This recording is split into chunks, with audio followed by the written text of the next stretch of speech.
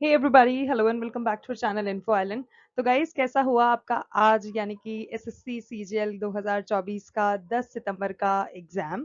तो जैसे कि हम सब जानते हैं, आज स्टाफ सिलेक्शन कमीशन के द्वारा 10 सितंबर का फर्स्ट शिफ्ट का एग्जाम कंडक्ट करवाया जा चुका है। तो गाइज, उसके लिए आज हम ये वीडियो लेके आ गए हैं आपके लिए, जिसमें आपको कंप्लीट एग्जाम एनालिसिस मिलेगा। जिस भी तरीके के जितने भी जीके जीएस के क्वेश्चंस आज के पेपर में पूछे गए हैं, वो सारे आपको आज के इस वीडियो में देखने को मिलेंगे। आपने अगर कल का एनालिसिस वीडियो नहीं देखा है तो उसका भी मैं आपको लिंक यहाँ प्रोवाइड करा दूंगी, आप उसको देख लीजिएगा जरूर से। और अगर उससे भी रिलेटेड कोई क्वेरी है या कुछ और आपको क्वेश्चन है तो प्लीज कमेंट्स में जरूर से बताइएगा। चलिए जल्दी से शुरू कर लेते हैं आज का वीडियो और देखते हैं कि किस तरह के क्वेश्चंस आज यानी कि 10 सितंबर के एसएससी सीजीएल के फर्स्ट शिफ्ट के एग्जाम में पूछे गए थे। और guys, before heading into the video, हम एक चीज आपसे कहना चाहते हैं। अगर आप चैनल पर नए हो, चैनल को अभी तक सब्सक्राइब नहीं कराया है, तो दिस इज द चांस, जल्दी से जाओ उसको सब्सक्राइब कर लो, नोटिफिकेशन बेल आइकन को हिट कर दो, जिससे कि जब भी हम किसी इन्फॉर्मेटिव वीडियो के साथ आए, आपको उसका नोटिफिकेशन तुरंत से आपके पास मिल जाए। So guys, let's go forward and देखते हैं कि किस तरह के क्वेश्चंस पूछे गए थे। And yes, as I rightly said in the beginning, और जैसे कि मैं आपको हर अपने वीडियो में बताती ही हूँ कि हम जो हैं आपको सिर्फ क्वेश्चंस के आंसर प्रोवाइड नहीं कराएंगे, बट उनसे रिलेटेड फैक्ट्स भी बताएंगे। तो गाइज, वो मैं आज के इस वीडियो में भी बताने वाली हूँ। अच्छे से याद कर लेना, चाहे आपने एसएससी सीजीएल का पेपर दिया हो, नहीं दिया हो, या आप किसी और कॉम्पिटेटिव एग्जाम की तैयारी कर रहे हैं, ये जो है इंपॉर्टेंट क्वेश्चन ये आपको हर एक कॉम्पिटेटिव एग्जाम में हेल्प करेंगे। सो प्लीज वीडियो को पूरा एंड तक जरूर से देखना। कुछ भी लगे, कहीं भी कुछ लगे तो स्टॉप करके चाहे रीस्टार्ट करके देखना, बट प्लीज वीडियो को पूरा जरूर से देखना, स्किप बिल्कुल मत करना। सो या लेट्स बिगिन।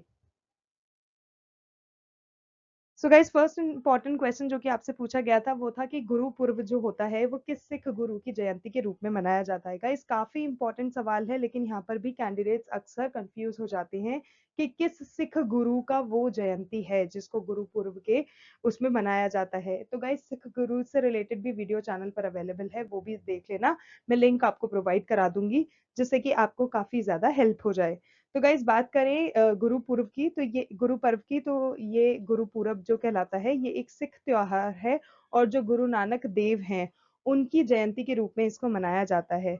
वह सिख धर्म के संस्थापक और 10 सिख गुरुओं में से सबसे पहले गुरु हैं। जैसे हमने देखा कि गुरु नानक देव जी की जो जयंती होती है उसके रूप में उसे मनाया जाता है, पर गुरु नानक देव जी के साथ साथ अन्य कुछ ऐसे भी सिख गुरुज हैं जो कि काफी ज्यादा जरूरी है, जिनके बारे में हमें जानना, क्योंकि उनसे रिलेटेड भी क्वेश्चन आते हैं। तो फर्स्टली आप एक चीज तो क्या कर सकते हो, मैं सारे 10 अभी डिस्कस नहीं करती हूँ, मैं उस वीडियो का आपको लिंक दे दूंगी, जो सिख गुरुज का हमने वीडियो चैनल पर बना रखा है, आप उसको जरूर से देख लेना। बट उसके अलावा गाइज, अभी हम 3 इंपॉर्टेंट गुरुज के डिस्कस कर लेते हैं, जिनके बारे में अक्सर क्वेश्चन बन के आते हैं। तो पहला है गुरु अंगद। तो गाइस, जो गुरु अंगद हैं वो दूसरे सिख गुरु थे, और उन्होंने गुरु नानक देव के संदेश को फैलाने में सबसे ज्यादा महत्वपूर्ण भूमिका निभाई थी। तो गाइस, गुरु नानक देव जी के बाद अगर किसी का नंबर आता है तो वो हो गया गुरु अंगद। उसके बाद आता है गुरु अर्जन देव। तो गाइस, जो गुरु अर्जन देव है वो 5वें सिख गुरु थे, और उन्हें सिख धर्म ग्रंथ जो कि गुरु ग्रंथ साहिब के संकलन के लिए जाना जाता है। तो इसीलिए गुरु अर्जन देव जी को भी जानना बहुत जरूरी है, तो वो भी आप ध्यान में रखिएगा। इसके अलावा आता है गुरु गोबिंद सिंह। तो गाइस, जो गुरु गोबिंद सिंह जी हैं वो 10वें सिख गुरु थे, और उन्हें खालसा पंथ की स्थापना और 5 पंथ की शुरुआत करने के लिए भी जाना जाता है। तो ये तीनों इंपॉर्टेंट चीजें हैं, इन तीनों गुरुओं के बारे में अच्छे से याद कर लेना। और इसके साथ साथ, जैसे कि मैंने आपको बताया, जो पूरे 10 सिख गुरुज हैं उनकी वीडियो भी चैनल पर अवेलेबल है, उसको जरूर से देख लेना, आपकी काफी ज्यादा हेल्प हो जाएगी। नेक्स्ट क्वेश्चन, लोकसभा ने marine aids to navigation bill 2021 पारित किया है, इसका उद्देश्य किस वर्ष के लाइट हाउस एक्ट को निरस्त करना है। तो गाइज, लोकसभा की बात करें तो लोकसभा ने एक पुराने लाइट हाउस कानून को बदलने के लिए एक marine aids to navigation bill 2021 पारित किया था। तो ये जो है किस वर्ष में किया था, 2021। नेक्स्ट क्वेश्चन, बंगा विभूषण पुरस्कार जो है that was introduced by which of the state government. तो गाइज, वो पश्चिम बंगाल सरकार जो है उसने इसको शुरू किया था। Next question, aves belong to which phylum. तो गाइज, कोर डाटा से रिलेटेड है। What kind of order of reaction is decomposition of ammonia on platinum surface? जो प्लैटिनम सतहों पर अमोनिया का अपघटन होता है वो किस प्रकार की प्रतिक्रिया कहलाती है? तो guys it's a zero order reaction. Next question, Bharat में पहली बार राष्ट्रीय आय का अनुमान किसने लगाया था? तो भारत की जो राष्ट्रीय आय की गणना होती है वो करने वाला पहला प्रयास जो था वो दादा भाई नारोजी ने 1867 टू 68 में किया था। तो गाइस दोनों इंपॉर्टेंट चीजें याद रखना। पहला प्रयास किया किसने था? दादा भाई नारोजी ने। कब किया था? 1867 to 68। So guys next important question जो कि पूछा गया था वो था नॉन पेरिशेबल आइटम्स के बारे में, कि जो नॉन पेरिशेबल आइटम्स होते हैं वो क्या होते हैं। तो गाइस जैसे कि मिल्क हो गया, वो गैर नाशपाती खाद्य पदार्थ में आता है। और गैर नाशपाती खाद्य पदार्थ यानी कि नॉन पेरिशेबल आइटम्स वो खाद्य पदार्थ होते हैं जिन्हें बिना प्रशीतन यानी कि बिना रेफ्रिजरेशन के लंबे समय तक आप रख नहीं सकते, संग्रहित नहीं कर सकते, यानी कि स्टोर नहीं कर सकते।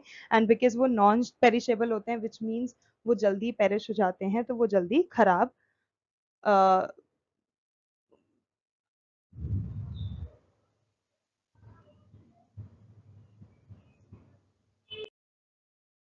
नेक्स्ट क्वेश्चन है, जो महाबलीपुरम में शोर मंदिर है वो किस वंश के शासन काल के दौरान बनाए गए थे?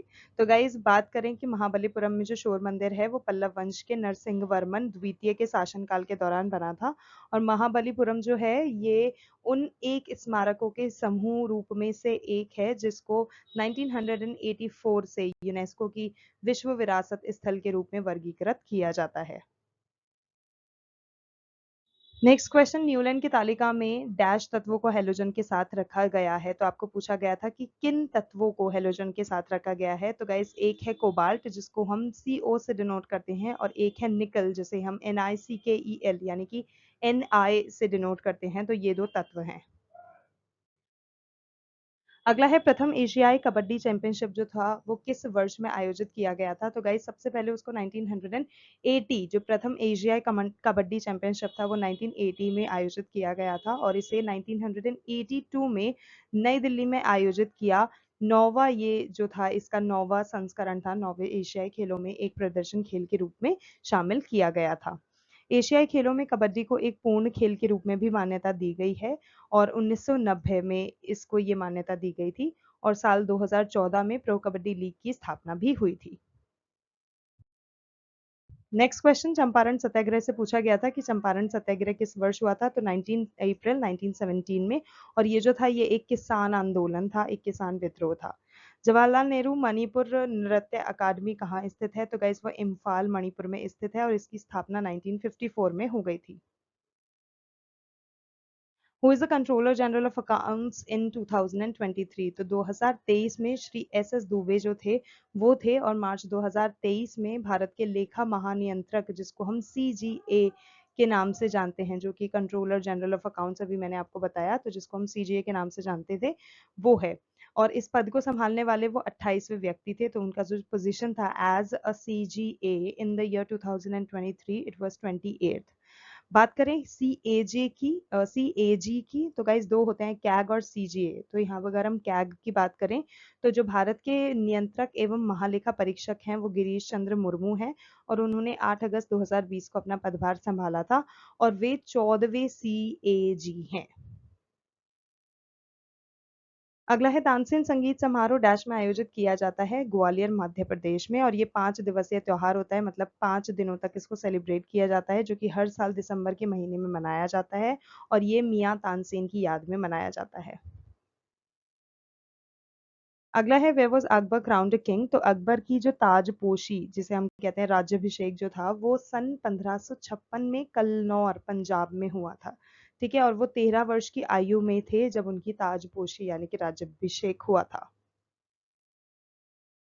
Next question, India's judicial system से आपका पूछा गया था कि जो भारत का न्यायिक प्रणाली है वो कैसा है?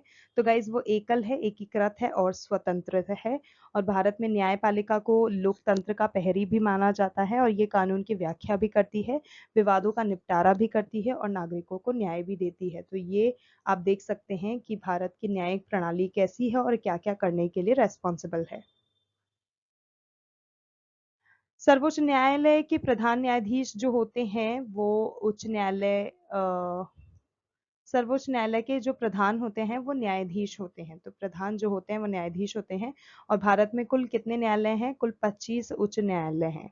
सर्वोच्च न्यायालय को नए मामलों और उच्च न्यायालयों के विवादों को देखने का अधिकार है, तो ये भी इंपॉर्टेंट है, याद रखना। अगला क्वेश्चन है, गरीबी हटाओ का नारा किस पंचवर्षीय योजना काल में दिया गया था?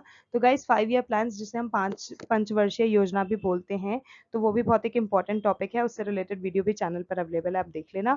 और बात करें कि गरीबी हटाओ का जो ये नारा था, ये पांचवी यानी कि फिफ्थ जो 5 ईयर प्लान था, पांचवी पंचवर्षीय में दिया गया था, जो कि 1974 से 78 में चली थी।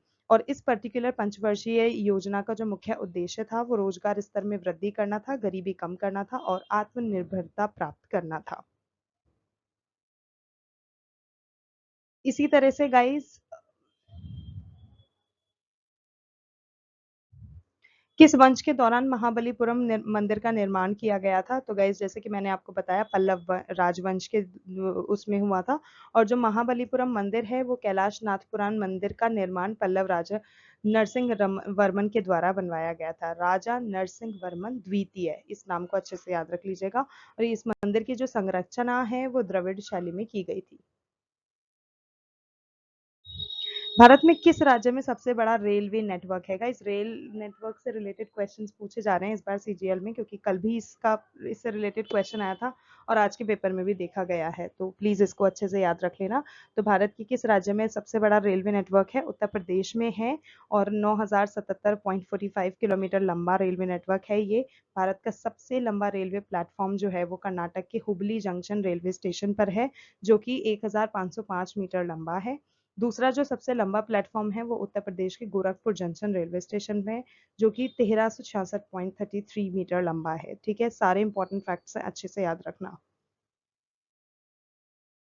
इसी तरह से गाइस इंपॉर्टेंट चीज ये भी है कि भारत में जो रेलवे नेटवर्क के मामले में जो राजस्थान है वो दूसरे नंबर पे आता है, और रेलवे नेटवर्क के मामले में जो अमेरिका है उसके बाद चाइना सेकंड नंबर पे आता है, रशिया तीसरे नंबर पे आता है, और भारत चौथे नंबर पे आता है। तो ये चारों लिस्ट में कहाँ आते हैं आपको ध्यान रखना है, अमेरिका, चाइना, रशिया और फिर इंडिया। और जो हाई स्पीड ट्रेन के मामले की बात करी जाए तो उसमें चीन जो है वो सबसे आगे है, और चेक गणराज्य जो है उसमें भी रेलवे नेटवर्क का घनत्व सबसे ज्यादा है।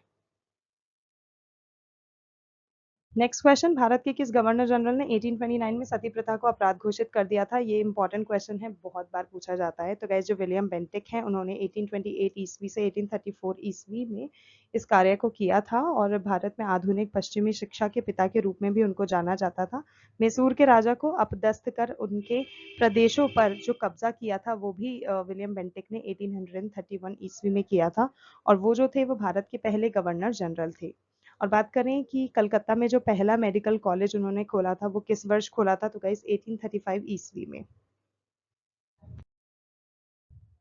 गाइस विलियम बेंटिक की क्योंकि हम बात करें तो उनसे रिलेटेड कुछ और चीजें आपको लेना बहुत जरूरी है, जैसे कि पहला इंपॉर्टेंट चीज तो यही हो गया, आधुनिक पश्चिमी शिक्षा के पिता के रूप में उन्हें जाना जाता था।